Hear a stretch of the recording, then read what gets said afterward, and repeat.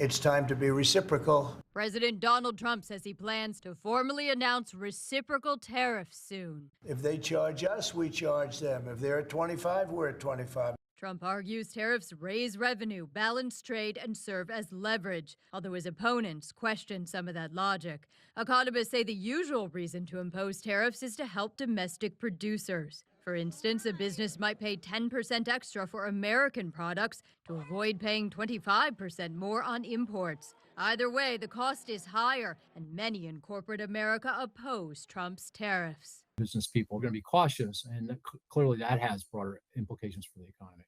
Experts say companies are likely to pass on some of that added cost to consumers. Most mainstream economists say tariffs cause inflation. Some worry broad reciprocal ones could be a significant blow to the U.S. economy. These reciprocal tariffs likely would mean higher prices for Americans because most of our trading partners have higher tariffs on our goods than we have on theirs. Another concern is the potential for trade wars. Many experts say rising tariffs could harm the global economy. You have a sweater and you snag it on a nail or a piece of wood, and it starts to unravel. That's what's going to happen with world trade. I'm Amy Kiley reporting. 960 radio check. So what we look for is any disturbance in the ground. In the dark by ground. And at racing speeds on the Rio Grande at daybreak. We had a shooting incident. Border Patrol agent Christina Smallwood shows us what border enforcement looks like in South Texas under Trump 2.0. Since the new administration started, how has your job changed? It hasn't. She still tracks smuggler hotspots and analyzes footprints from border crossers. Maybe evening hour foot traffic. So last night? Right.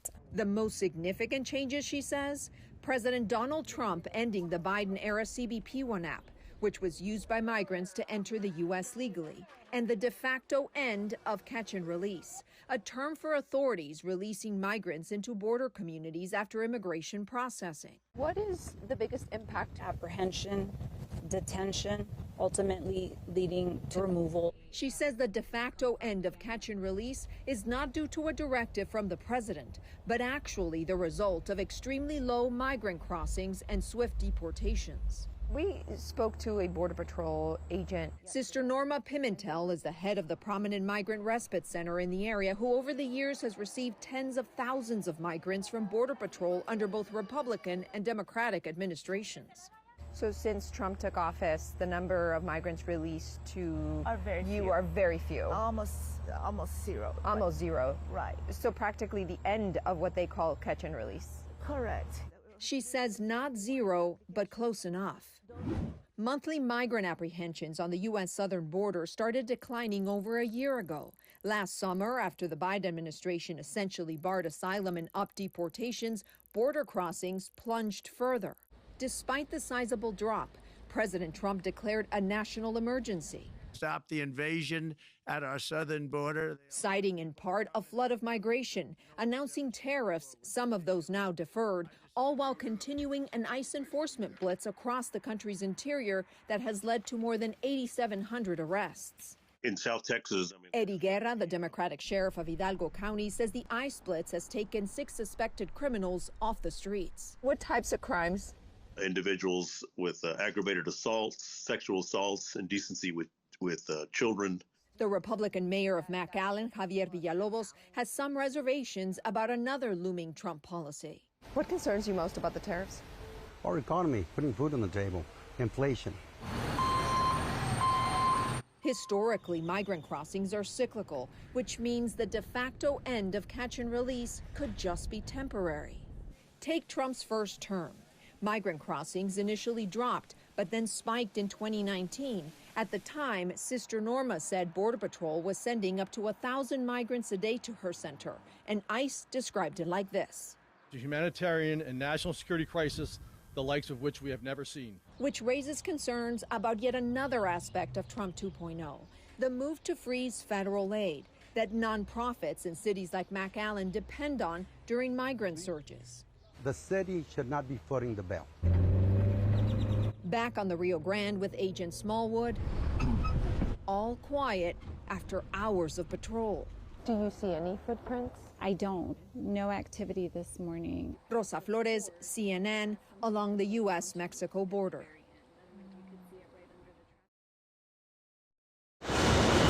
It's on this factory floor in Canada that Donald Trump's demands for fair trade are being tested. What are these over here?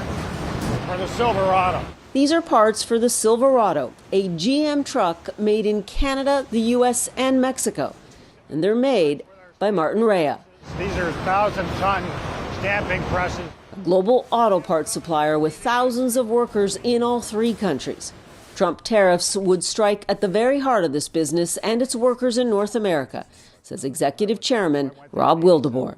President Trump would say, why Mexico? Why Canada? Why can't you just make it all in the U.S.?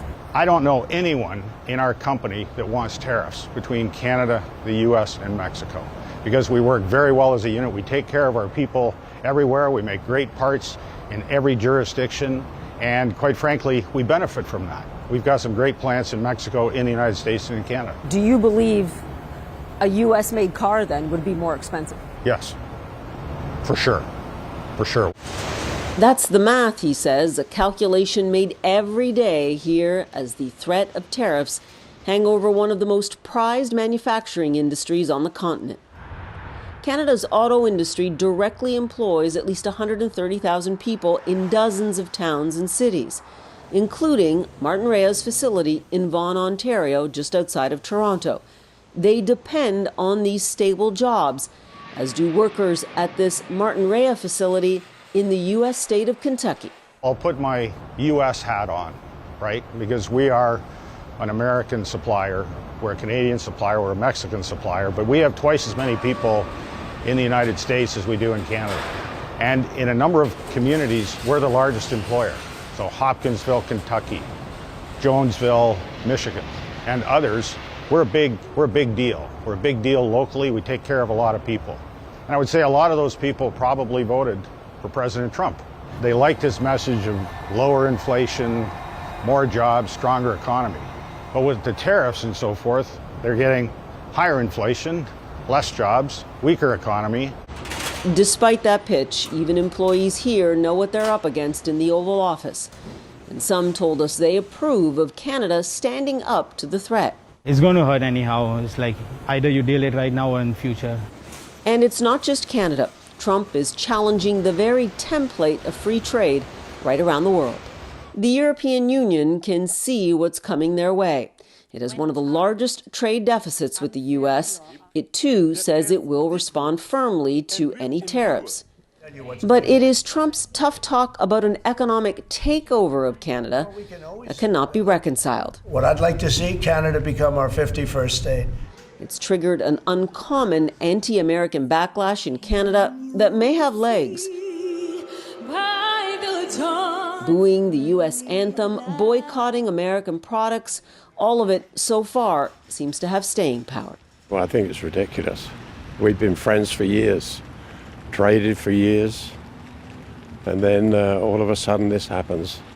For Martin Rea's executives and its North American workers, tariffs could still be a reality within weeks, putting at risk a profitable business and good-paying jobs in the U.S. and beyond. They are asking President Trump, why mess with that? I really want this statue gone. Why? Because why should he be up there? Why isn't it a Greenlander up there? Trump wants to buy my country, Greenland. This is Kupanak Olsen. Today, Mika and I are having whale skin. She's known as Greenland's biggest influencer, and she's running in the island's upcoming elections. She's a native Greenlander, and for her this statue of an 18th century missionary is a daily reminder of Denmark's control of her country. So you would like to be independent of Denmark? Yes.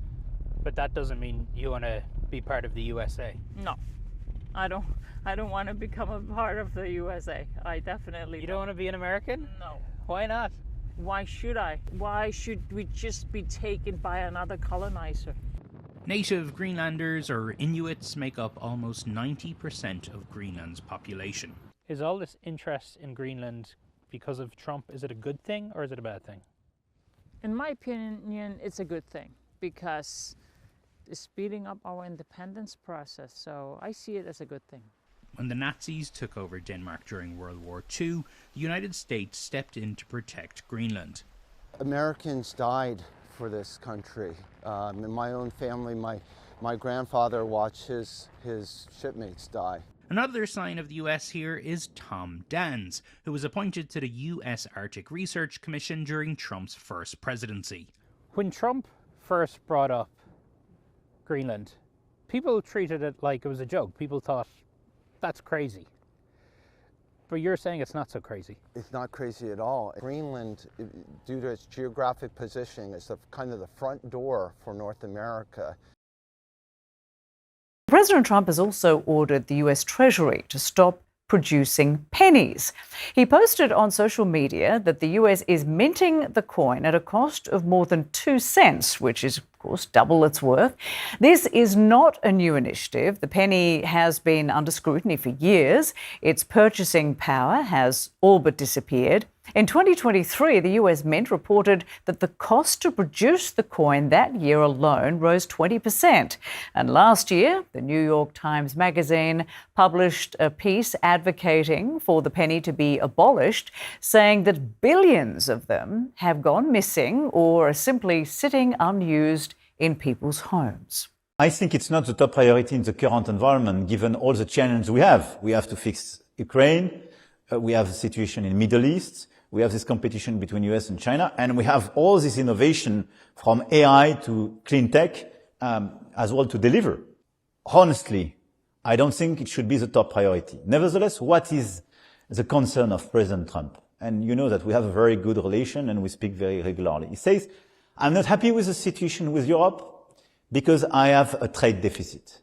When you look at the situation, my first question to the US, is the European Union your first problem? No, I don't think so. Your first problem is China. So you should focus on the first problem. Second, Europe is an ally for you. If you want Europe to be engaged on this more investment on security and defense, if you want Europe to develop, which is, I think, the interest of the US, you should not hurt the European economies by threatening it with tariffs. Third, the integration of the value chain between US and Europe is super high. What does it mean? It means if you put tariffs on a lot of sectors, it will increase the costs and create inflation in the US. Is it what your people want? I'm not so sure. Fourth, it's very simple. When you look at the trade deficits, you can have the figures mentioned by President Trump. But I insisted in my discussion with him on some very small issues. Look at the financial outflows. A lot of the European savings are going to finance the US economy. If you start putting tariffs everywhere, you cut the links. It will not be good for the financing of the US economy. Second, digital services. We are big, huge buyers of digital services. It is unfair not to take the digital services in the trade deficit and to say, I have a trade deficit, but I don't speak about the digital services. You will keep buying them. Why? Why? Are you prepared to go head-to-head on this or toe-to-toe on this? I already did so and I will did it again.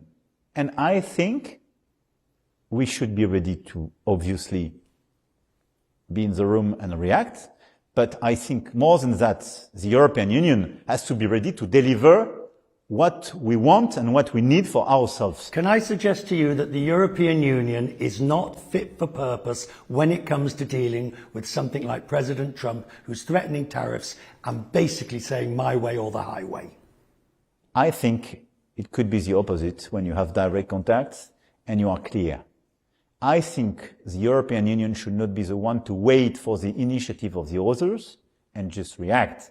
What we have to do is to act for ourselves and to tell our people, this is our project, this is what we want. This is why, for me, the top priority of Europe is competitiveness agenda, is defense and security agenda, is AI ambition, and let's go fast for ourselves. If in the meanwhile we have tariff issue, we will discuss them and we will fix it.